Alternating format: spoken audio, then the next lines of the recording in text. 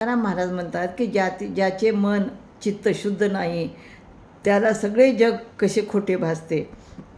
म्हणून काय म्हणतात ते, आंधळे अशी जन अवघेची आंधळे, आपण अशी डोळे दृष्टी नाही, रोग्या विषतुल्य लागे हे मिष्टान्न, तोंडाचे कारण चवी नाही. तुका म्हणे शुद्ध नाही जो आपण, तया त्रिभुवन सर्व खोटे.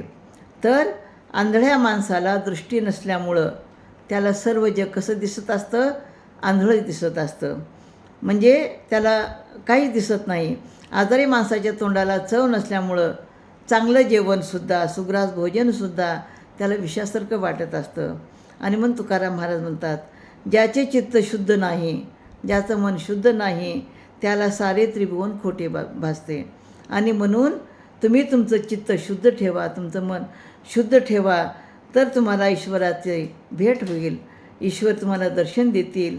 आणि म्हणून तुम्ही अध्यात्मामध्ये असताना तुम्हाला तुमचं चित्त कसं ठेवलं पाहिजे, शुद्ध ठेवलं पाहिजे. रामकृष्ण हरी.